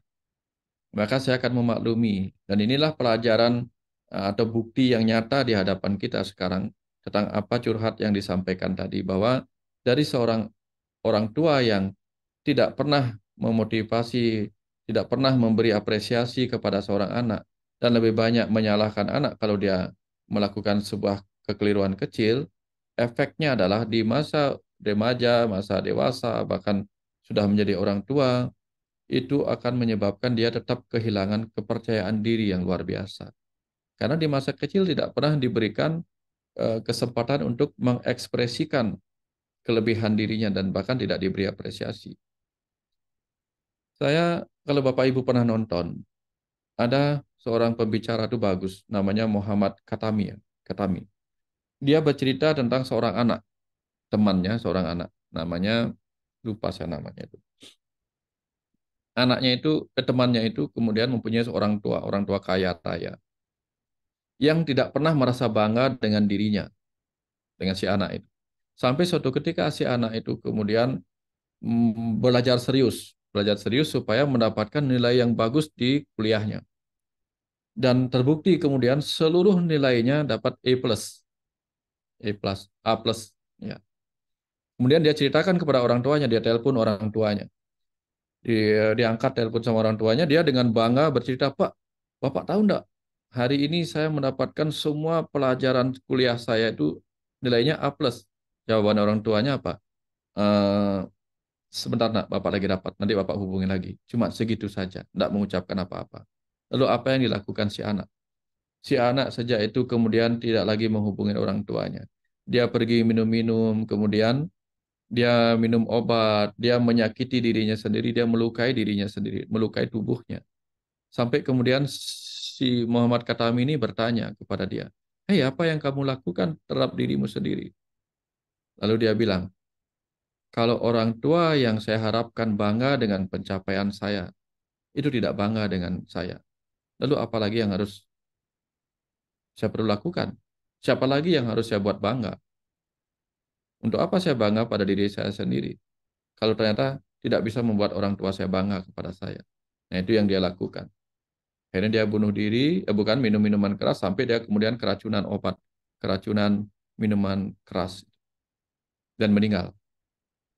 Nah, jelaslah kemudian bahwa kata-kata yang salah dari orang tua yang tidak memberi apresiasi kepada anak, itu sangat berbahaya. Tapi hal itu kemudian membuat kita bisa merenung juga. Pelajarannya apa? Ternyata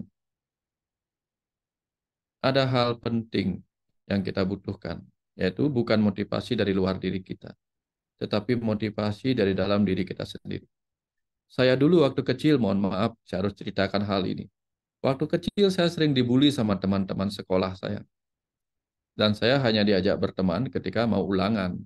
Karena di sana dia bisa nanya apa, nanya ini, nanya itu sama saya. Kalau di dalam bermain, saya sering dikucilkan. Nggak diajak bermain dan sebagainya. Tapi kalau ulangan, ada PR, saya akan didekatin. Nah, mungkin itu membuat saya kehilangan harga diri dan sebagainya. Kehilangan kepercayaan diri. Tapi kemudian, apa yang saya lakukan? Orang tua saya juga nggak pernah menyampaikan, "Weh kamu hebat." Pulang-pulang sekolah dia nggak pernah nanya, hari ini juara berapa? Nggak pernah. Walaupun saya bawa hadiah piala apa ke rumah, hadiah juara, nggak pernah ditanya apa-apa. Ya, orang tua saya, bapak saya memang, tapi saya nggak dendam sama bapak saya karena saya nggak terlalu ini. Bapak paling tanda tangan aja raport saya dulu waktu itu. Nggak pernah baca nilainya berapa, nggak penting bagi dia. Cuma dia raportnya dia tanda tangan, ya sudah selesai. Tapi saya nggak sakit hati oleh orang tua saya. Saya sakit hati oleh teman-teman karena sering membuli saya, ya, mengata-ngatai saya ini itu. Sampai kemudian yang saya lakukan adalah membuat catatan. Mudah-mudahan ini menjawab. Saya membuat catatan. Saya membuat catatan tentang hal-hal hebat yang sudah saya lakukan. Ya, saya cek diri saya sendiri. Oh, matematika saya bisa, bahasa Indonesia saya bisa, urusan seni, seni bela diri saya bisa, seni suara saya bisa, seni musik saya bisa, gamelan bisa. Semua hal-hal yang menunjukkan diri saya memiliki kemampuan itu saya catat untuk diri saya sendiri. Kemudian saya baca dan saya renungkan waktu SD ini, waktu SD. Sampai saya temukan kesimpulan, ternyata saya sudah hebat untuk diri saya sendiri. Apa yang membuat saya merasa tidak punya harga diri? Nah, akhirnya apa? Di situ saya menyimpulkan tidak penting harga diri saya datang dari orang lain. Tapi bagaimana saya menghargai diri saya sendiri dengan semua pencapaian saya itu. Sampai-sampai kemudian waktu itu, waktu kecil ya, namanya anak kecil ya, anak SD, SMP. Saya pajang tuh semua. Saya pajang piagam-piagam juara, saya juara catur, juara kidung, juara apa saja saya gambar, juara gambar, saya pajang, juara kelas saya pajang. Untuk apa? Untuk saya lihat tiap hari untuk membangkitkan percaya diri saya sendiri. Ya, tapi saya taruh di kamar bukan di luar, bukan untuk sombong-sombong pada orang lain enggak. Untuk melihat bahwa saya mampu. Dan setelah mulai remaja, mulai dewasa dan sudah cukup harga diri itu, nah itu malah semuanya saya kumpulkan. Hal-hal yang bersifat penghargaan-penghargaan itu saya simpan, saya taruh. Karena itu sudah nggak penting lagi bagi diri saya yang sudah melewati masa-masa keterpurukan ketika kehilangan rasa penghargaan oleh orang lain. Nah, mudah-mudahan Ibu, Mas atau Mbak tadinya, saya nggak tanya soalnya tadi, silakan menulis seperti yang saya lakukan. Lihat hal-hal baik apa, penghargaan-penghargaan apa, pencapaian-pencapaian apa yang sudah diraih, dan lalu banggalah kepada diri sendiri.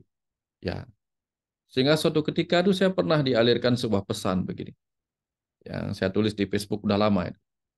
Tulisannya begini, sekalipun seluruh dunia tidak menghargaimu, sekalipun seluruh dunia tidak menghargaimu, tetaplah menghargai dirimu sendiri. Karena ketika engkau menghargai dirimu sendiri, semesta itu sendiri menghargaimu. Karena engkau adalah semesta kecil yang sedang kau tempati. Jadi ketika kita bangga pada diri kita sendiri atas pencapaian kita, kita adalah seseorang yang menjadi kebanggaan bagi semesta kecil yang sedang kita tempati. Itu yang pertama. Cerita yang kedua adalah cerita tentang ayam yang berkotek di pagi hari, telurnya keluar baru satu, dia ributnya luar biasa. Ributnya luar biasa ayam ini. Saya tanya kepada ayam itu, "Hei ayam, kamu itu baru bertelur satu aja udah ramenya sejagat. Coba lihat di sana, di pantai sana. Penyu-penyu bertelur ribuan, dia diam-diam aja. Kamu punya telur satu aja sudah ributnya, berkoteknya, rame banget nih pagi-pagi. Membangunkan orang tidur lagi," saya bilang. Jawabannya apa? Ayam itu menjawab begini, "Manu, sekalipun aku hanya menghasilkan satu telur dari diriku, setidak-tidaknya aku harus bergembira, karena itu sebuah pencapaian bagi diriku. Aku mungkin tidak bisa bertelur ribuan seperti penyu, tetapi aku bangga atas setiap pencapaian-pencapaian kecil yang aku raih dalam kehidupan ini. Apakah kamu tidak melakukan hal yang sama untuk setiap pencapaian kecil yang kamu raih?" Itu pertanyaannya membuat saya merenung. Nah, mudah-mudahan jawaban dari induk ayam yang bertelur satu itu juga membangkitkan semangat Mbak untuk mulai bangkit harga diri kepada diri sendiri. Seberapa kecil pun pencapaian itu, apalagi jika pencapaian itu begitu banyak. Nah, itulah sebabnya pada anak saya juga melakukan hal yang sama. Saya selalu mengatakan, I'm proud of you. Saya bangga kepadamu. Hal-hal kecil pun saya bangga. Tapi begitu dia salah, saya nggak membulinya. Nggak apa-apa. Saya selalu bilang, nggak apa-apa. Ya, kita perbaiki lagi, nggak apa-apa gitu. Tapi begitu dia melakukan hal yang benar, saya selalu top. Nah, jempol saya selalu menghadap ke atas ketika dia melakukan sesuatu yang luar biasa. Ya, tapi ketika dia melakukan hal yang salah, nggak pernah jempol saya ke bawah, nggak pernah. Ya, saya selalu mengangkat dia untuk apa? You can do it. Kamu bisa melakukan lebih baik lagi. Itu yang saya lakukan. Nah, mudah-mudahan Mbak yang mendengar ini juga bisa menemukan cara untuk bangkit seperti itu. Kira-kira seperti itu tambahannya, Bu Eka. Baik, terima kasih Pak Wayan. Bapak Ibu dan teman-teman yang lain, kita masih ada waktu kalau memang ingin bertanya.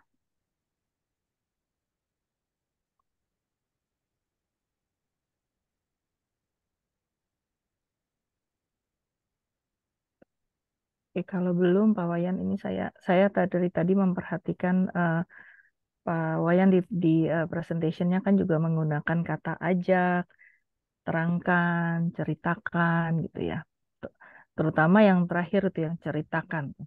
Cuman saya melihat banyak orang tua atau di zaman sekarang ini kan apa ya, skill tentang cerita itu sangat berkurang sepertinya, karena masing-masing sibuk dengan HP-nya terutama dengan gadgetnya gitu. Mungkin Pak Wayan ada saran atau tips gitu ya bagi kami nih, bagi orang-orang tua saat ini gitu ya. Eh, Bagaimana tuh caranya membangun skill bercerita tadi? Ya, tidak semua orang bisa bercerita, tentu itu kita maklumi. Ada cara-cara lain. Masih ingat tak waktu Bu Eka dulu sama kita ya, usia-usia kita segitu. Kita sering mendengarkan, kita nggak pernah menonton, kita nggak pernah diceritakan sama orang tua kita. Tapi kita mendengarkan sandiwara radio, Saur Sepuh, kemudian Pelangi di Langit Singosari, dan seterusnya. Itu kan Iya, membuat iya. kita berimajinasi dan menemukan Iya. tokoh-tokoh panutan. Ya, jadi saya nggak pernah diceritakan sama orang tua saya. Tapi kemudian itu membuat kita merenung bahwa storytelling itu luar biasa efeknya. Storytelling. Makanya kehidupan semesta ini yang kita jalani ini pun penuh dengan storytelling dari semesta itu sendiri. Dan kalau kita tidak bisa bercerita, kita bisa mengajak anak kita nonton. Nah, saya sering diajak anak saya nonton. Dia sudah pernah nonton Transformer, diajak sama orang lain. Saya diajak lagi nonton Transformer oleh anak saya, Mhm. Panji. Saya ikutin, karena saya pikir pasti ada sesuatu. Kenapa saya diajak nonton lagi Hmm. film yang dia sudah tonton. Lalu setelah nonton, dia tanya kepada saya, menurut Bapak, dari 1 sampai 100, nilainya berapa film ini? Saya kasih tahu, saya kasih nilai. Nilainya ya sekian. Gitu. Terus saya tanya balik, apa makna yang adik temukan dalam film ini? Dia bercerita apa saja hal-hal yang dia temukan. Dan karena saya ikut menonton film itu, saya juga tunjukkan apa yang saya temukan, makna apa, ternyata begini, begini, begini. Nilai-nilai spiritual apa yang bisa kita temukan dalam film yang sama. Nah, ternyata kalaupun kita tidak pernah bisa bercerita, karena kemampuan kita tidak bagus untuk bercerita, kita ajak saja dia nonton. Hmm. Nonton film, atau nonton sesuatu, sambil kita membahas tontonan yang sama. Nggak apa-apa kalau kita menonton film anak-anak. Ya, ketika kemarin saya ajak dia nonton filmnya Serina, Hmm. Petualangan Serina, saya ajak dia merenung bagaimana pentingnya merawat hewan-hewan seperti orang hutan. Kenapa orang hutan itu penting? Seperti yang diajarkan di film itu. Nah, dia Hmm. merenung. Oh ya, ya, ya. Ya. Nah, Hmm. seperti itu cara saya mengajarkan dia hal-hal yang berkenaan dengan cerita-cerita kehidupan. Ya, kalau kita kurang mampu bercerita, kita ajak dia menonton film. Atau kalau kita mau bacakan bukunya, kalau orang barat kan bacakan cerita-cerita di buku. Ya. Dia dapat, kita juga dapat. Tapi Ya, kembali lagi kepada kesungguhan kita sebagai orang tua. Iya, Ya, nonton film nggak mau, bacain buku nggak mau, bercerita juga nggak mau, ya gimana? Ya, iya, kembali kepada kita. iya. Banyak pilihan yang bisa kita lakukan selama kita mau memilih salah satu itu untuk kita lakukan. Mhm, mhm. Sebanyak apapun pilihan, kalau kita nggak mau memilih dan melakukannya, nggak ada gunanya pilihan-pilihan itu. Iya, Kira-kira seperti itu, Bu ya, Eka. betul. Berarti kuncinya di orang tua untuk mau belajar lagi, mau bertanya lagi, mungkin ya. Ya, Ya, baik. ya, Terima persis. kasih. Ya, Terima kasih Pak Wayan. ya, Baik, Bapak Ibu, mungkin ada satu pertanyaan terakhir kalau memang ada yang masih mau bertanya.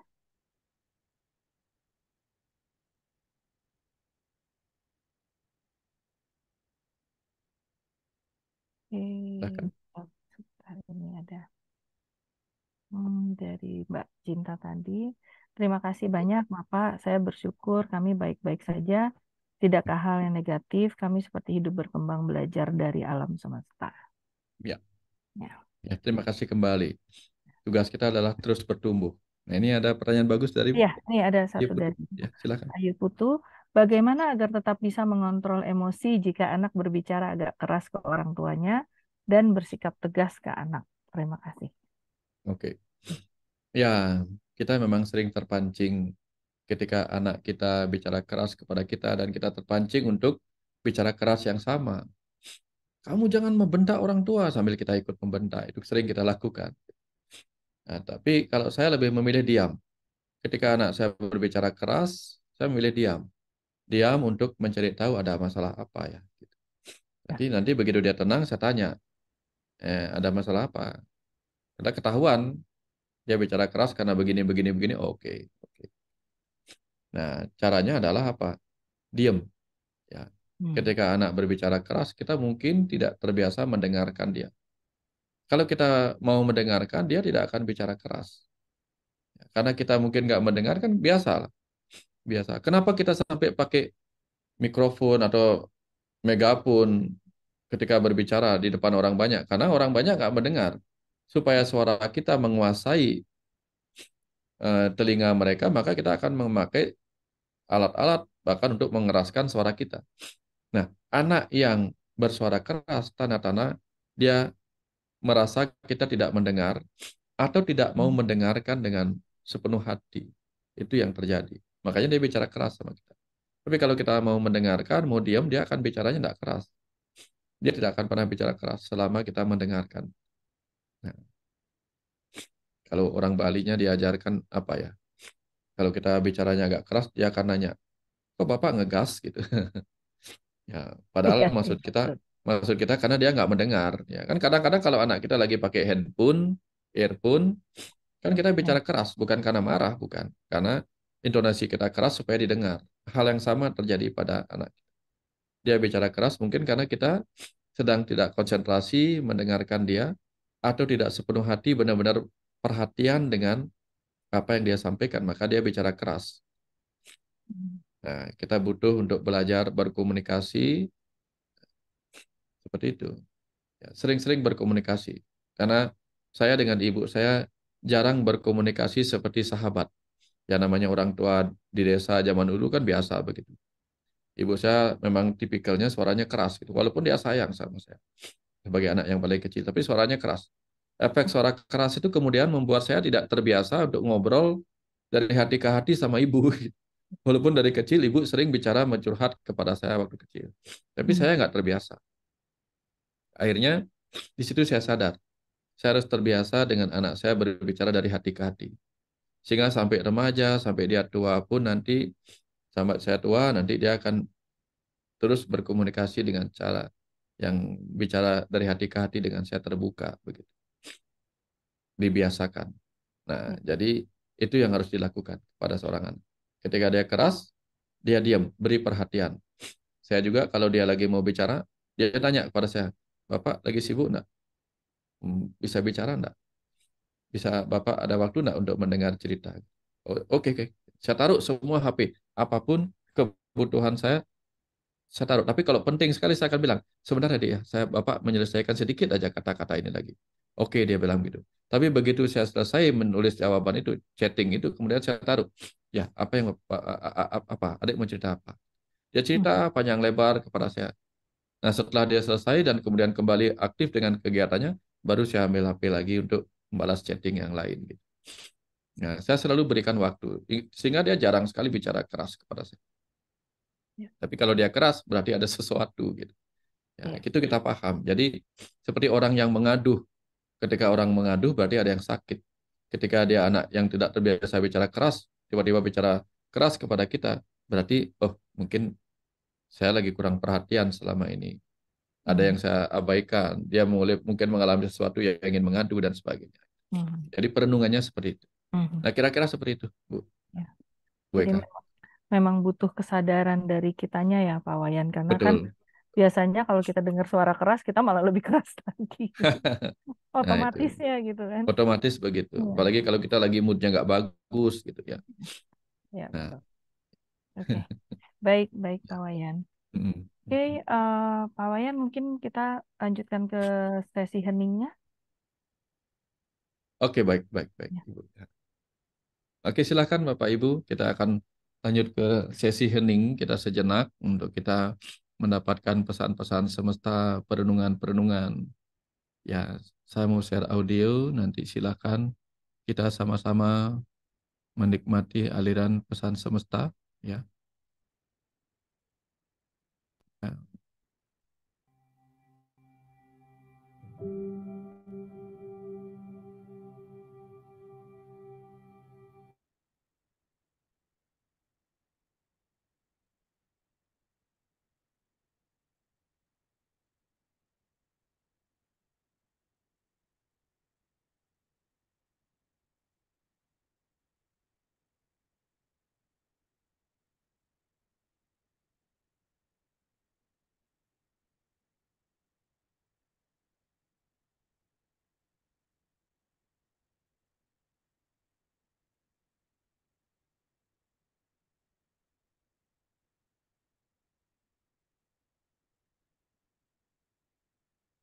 Anakku, para jiwa, kenalilah dirimu sebagai jiwa dalam tubuh manusia, agar kau mengenali betapa besar berkah yang kau miliki saat ini. Segala masalah akan mudah kau atasi dengan kekuatan dan kecerdasanmu sebagai jiwa yang berdiam dalam tubuhmu itu. Kenalilah masa kecilmu yang penuh kemurnian jiwa. Hadirkan kembali jiwa kecilmu yang penuh penerimaan atas segala suka duka perjalanan kehidupan ini. Namun sadarilah, semua itu dengan kematangan jiwamu yang kini lebih meluas, dengan beragam pengetahuan yang telah engkau kumpulkan dalam kehidupan ini. Anakku para jiwa, dirimu adalah sumber daya hidup yang penuh semangat. Semangat bagi dirimu sendiri, bagi orang lain, bagi kehidupan. Maka jangan biarkan dirimu terpuruk oleh apapun yang sedang engkau alami saat ini. Segeralah bangkit dengan sepenuh semangat jiwamu, karena engkau hadir di kehidupan ini, bukan untuk kembali terpuruk dalam kegagalan, tetapi engkau hadir dalam kehidupan saat ini dalam tubuh yang diberkahkan kepadamu untuk melakukan perubahan ke arah yang lebih baik, untuk bertumbuh ke arah yang lebih matang dalam kesadaran jiwa. Izinkan segala hal buruk berlalu dalam hidupmu. Izinkan segala keterpurukan lepas dari kehidupanmu. Bangkitlah, karena di balik setiap kegelapan malam yang sedang engkau hadapi, esok hari ada cahaya matahari yang akan membangunkanmu dalam pagi yang lebih terang. Kegagalan apapun yang sedang engkau alami saat ini adalah bagian dari perjalanan hidup untuk kelak menghadirkan cahaya kesuksesan dan kebahagiaan yang engkau cari dalam kehidupan ini. Jangan melawan kegelapan dengan kegelapan. Jika kau tak mampu membangkitkan cahaya dalam dirimu untuk mengatasi kegelapan ini, setidaknya bersabarlah, pasrahlah untuk mengizinkan hadirnya pagi dan siang datang menggantikan gelapnya malam. Akan selalu tiba saatnya. Masa-masa keterpurukan dalam hidupmu tergantikan oleh cahaya terang kehidupan, karena tak ada yang abadi. Segala dualitas di kehidupan ini akan terus berganti. Yang terang akan pergi, yang gelap pun akan pergi. Jika hari ini gelap datang, percayalah setelah ini akan terang. Jika hari ini terang telah memberi berkah kebahagiaan kepadamu, percayalah engkau butuh kewaspadaan, karena sesudah itu potensi kegelapan bisa datang menghampiri. Ingat dan waspadalah pada setiap berkah dan bencana. Karena sesungguhnya kehidupan ini hadir bagimu untuk melatihmu melewati segala dualitas kehidupan suka duka ini. Tetaplah tenang, karena pancaran jiwamu bagaikan cahaya api yang akan menyala terang ketika tidak terguncang oleh badai. Hanya lentera yang tenang akan memancarkan cahaya dengan gemilang. Tetapi cahaya yang terguncang oleh hembusan angin badai akan padam dan menyisakan kegelapan. Izinkan batinmu tenang, perasaanmu tenang, agar cahaya nurani bisa keluar memancar untuk memberi jalan terang pada kehidupanmu. Anakku para jiwa, kegelapan hidup ini hadir untuk memberimu pengalaman, membuktikan betapa pentingnya cahaya, betapa berharganya cahaya. Keterpurukan dan kegagalan dalam hidup dihadirkan supaya kamu bisa mengerti betapa banyak hal yang bisa engkau syukuri dalam kehidupan ini. Hal-hal sederhana yang terlewatkan akan menjadi penuh rasa syukur dan membangkitkan kebahagiaan. Jika engkau sebagai jiwa bisa bahagia untuk hal-hal yang kecil dan sederhana, akan mudah bagimu untuk bahagia pada berkah-berkah yang lebih besar. Tapi jika berkah-berkah yang besar pun tidak mampu membuatmu bahagia, apalagi hal-hal kecil yang tampak tidak berharga bagimu. Belajarlah untuk selalu hadir dalam rasa syukur, anakku. Karena begitulah cara semesta ini mengajarkan rasa syukur yang mendalam bagi jiwamu. Inilah pesan semestaku pada jiwa anak-anakku. Bangkitlah dari kedalaman jiwamu, pancarkan cahaya terang kesadaranmu. Kau akan melihat terang masa depanmu yang gemilang. Bangkitlah anak-anakku. Bangkitlah sebagai jiwa yang penuh semangat kehidupan, semangat rohani. Bangkitlah, bangkitlah.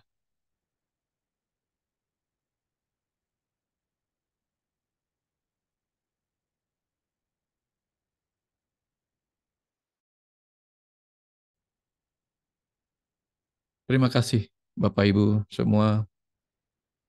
Semoga pesan semesta pada sore hari ini membuat kita bisa lebih damai dan tenang menjalani masa depan yang akan terus datang kepada kita.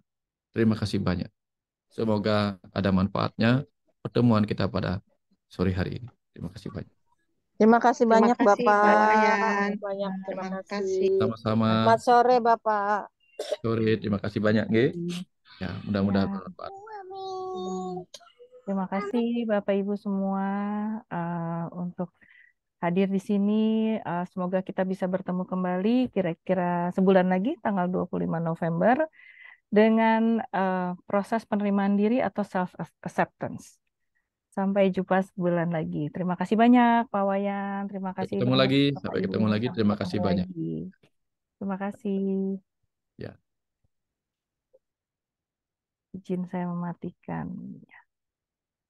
Ya.